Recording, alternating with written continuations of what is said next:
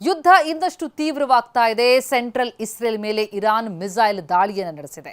ಅಮೆರಿಕದ ಎಚ್ಚರಿಕೆಗೂ ಕೇರ್ ಮಾಡದ Iran Israel ಮೇಲೆ ನಿರಂತರವಾಗಿ ಮಿಸೈಲ್ಗಳ ಸುರಿಮಳೆಗೈತಾ ಇದೆ. ಇಸ್ರೇಲ್ನ ಟೆಲ್ ಅವೀವ್ನಲ್ಲಿ ಬಿತ್ತು ಮಿಸೈಲ್, 3 ಗಾಯ ಆಗಿದೆ. ನಿರಂತರವಾಗಿ ದಾಳಿಯಾಗ್ತಾ ಇದೆ. ಕಳೆದ 27 ದಿನಗಳಿಂದ ನಡೀತಾ ಇರುವಂತಹ ಯುದ್ಧ ಮತ್ತಷ್ಟು ತೀವ್ರ ಆಗ್ತಾ ಇದ್ದು, ಇಸ್ರೇಲ್ನ ಟೆಲ್ ಅವೀವ್ನಲ್ಲಿ ಇರಾನ್ ದಾಳಿಗೆ ಮಿಸೈಲ್ಗಳು ಬಂದು ಬಿದ್ದ ಪರಿಣಾಮ 3 ಗಾಯ ಆಗಿದೆ. ಇನ್ನು ಸಂಧಾನ ಮಾತುಕತೆಗೆ ಅಂತ ಹೇಳಿ ಪ್ರತಿ ಕಂಡೀಷನ್ ಹಾಕಲಾಗಿತ್ತು. ಅದರಲ್ಲಿ ಅಮೆರಿಕಾಗೆ ಹೊಸ ಷರತ್ತನ್ನು ಹಾಕಿತ್ತು ಇರಾನ್.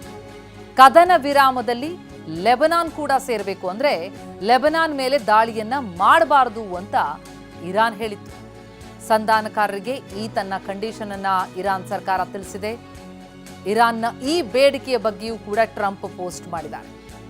ಟ್ವೀಟ್ನಲ್ಲಿ ಇರಾನ್ನ ಈ ಬೇಡಿಕೆಯ ಬಗ್ಗೆ ಟ್ರಂಪ್ ಪೋಸ್ಟ್: ಇರಾನ್ ಹಾರ್ಮುಜ್ ಜಲಸಂಧಿಯ ಮೇಲೆ ತನ್ನ ಪಾರುಪತ್ಯವನ್ನು ನಿರ್ಮಿಸೋದಕ್ಕೆ ಯಾವುದೇ ರೀತಿಯಲ್ಲೂ ಕೂಡ ಅಡೆತಡೆಯಾಗಬಾರ್ದು, ನಮ್ಮ ಮೇಲೆ ದಾಳಿಯಾಗಬಾರ್ದು ಎನ್ನುವಂತಹ ಕಂಡೀಷನ್ಗಳನ್ನು ಹಾಕಿತ್ತು. ಅದರ ಜೊತೆಗೆ ಮತ್ತೊಂದು ಪ್ರಮುಖ ಬೇಡಿಕೆ ಅಂತಂದ್ರೆ ಅದು ಲೆಬನಾನ್ ಮೇಲೆ ದಾಳಿಯಾಗಬಾರ್ದು ಅಂತ. ಲೆಬನಾನ್ನಲ್ಲಿರುವಂತಹ ಹಿಜ್ಬುಲ್ಲಾ ಉಗ್ರರ ಮೇಲೆ ಇಸ್ರೇಲ್ ನಿರಂತರವಾಗಿ ದಾಳಿ ಮಾಡ್ತಲೇ ಬಂದಿದೆ. ಈ ಹಿನ್ನೆಲೆಯಲ್ಲಿ ಈಗ ಲೆಬನಾನ್ ಮೇಲೂ ಕೂಡ ದಾಳಿಯಾಗಬಾರ್ದು ಅಂತಿದೆ ಇರಾನ್. ಇರಾನ್ಗೆ ಬೆಂಬಲವಾಗಿ ನಿಂತಿರುವಂಥದ್ದು ಹಿಜ್ಬುಲ್ಲಾ ಪಡೆ.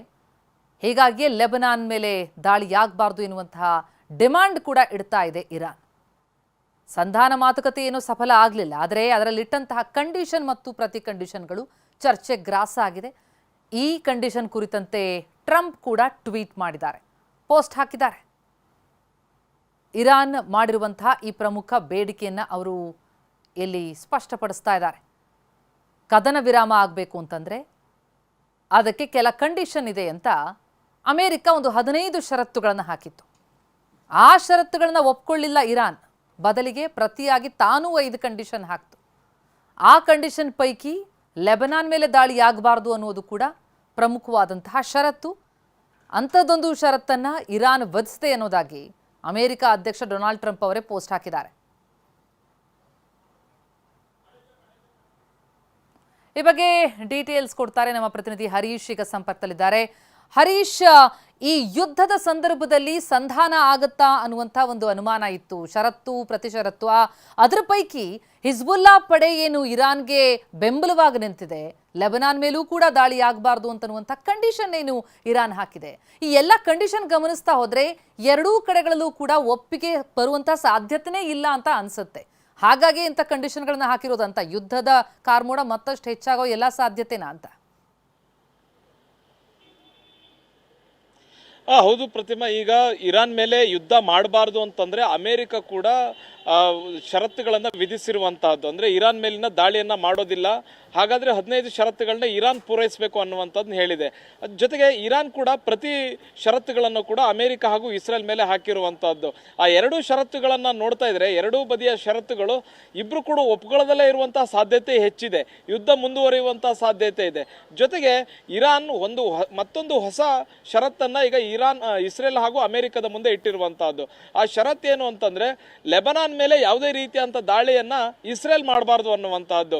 ಹಾಗಾದ್ರೆ ಲೆಬನಾನ್ ಮೇಲೆ ಯಾಕೆ ಮಾಡಬಾರ್ದು ಅಂತಂದ್ರೆ ಲೆಬನಾನ್ ನಲ್ಲಿ ಹೆಜ್ಬುಲ್ಲಾ ಸಂಘಟನೆ ಇದೆ. ಹೆಜ್ಬುಲ್ಲಾ ಸಂಘಟನೆ ಅದು ಪ್ರಾಕ್ಸಿ ಫೋರ್ಸ್, ಅಂದ್ರೆ ಇರಾನ್ ಬೆಂಬಲಿತ ಬಂಡುಕೋರ ಪಡೆ ಅದೊಂದು ಹೆಜ್ಬುಲ್ಲಾ. ಜೊತೆಗೆ ಒಮಾನ್ನಲ್ಲಿರ್ತಕ್ಕಂಥ ಒಮಾನ್ನಲ್ಲಿರ್ತಕ್ಕಂಥ ಹೌತಿಸ್ ಆಗಿರ್ಬೋದು, ಮತ್ತೆ ಗಾಜಾದಲ್ಲಿರ್ತಕ್ಕಂಥ ಹಮಾಸ್ ಆಗಿರ್ಬೋದು, ಈ ಸಂಘಟನೆಗಳ ಮೇಲೂ ಕೂಡ ದಾಳಿ ಮಾಡಬಾರ್ದು ಅನ್ನುವಂಥದ್ದನ್ನ ಈ ಷರತ್ತನ್ನ ವಿಧಿಸಿತ್ತು ಅಮೆರಿಕಕ್ಕೆ. ಜೊತೆಗೆ ಈಗ ಲೆಬನಾನ್ ನಲ್ಲಿ ಇರ್ತಕ್ಕಂಥ ಹೆಜ್ಬುಲ್ಲಾ ಆಗಿರ್ಬೋದು ಅಥವಾ ಹೆಜ್ಬುಲ್ಲಾಗಳನ್ನ ಗುರಿಯಾಗಿರಿಸಿಕೊಂಡು ದಾಳಿ ಮಾಡ್ತಾ ಇದ್ದೀವಿ ಅಂತ ಹೇಳಿ ಇಡೀ ಲೆಬನಾನ್ನ ನಾಗರಿಕರನ್ನ ಗುರಿಯಾಗಿರಿಸಿಕೊಂಡು ದಾಳಿ ಮಾಡುವಂಥದ್ದಾಗಿರ್ಬೋದು, ಇದು ಯಾವುದು ಕೂಡ ಇರಬಾರ್ದು. ಇಸ್ರೇಲ್ ಲೆಬನಾನ್ ಮೇಲೆ ದಾಳಿ ಮಾಡಬಾರ್ದು ಅನ್ನುವಂಥದ್ದನ್ನ ಈಗ ಇರಾನ್ ಹೇಳ್ತಾ ಇರುವಂತದ್ದು ಒಂದು ಹೊಸ ಷರತ್ತನ್ನು ಹಾಕಿದೆ.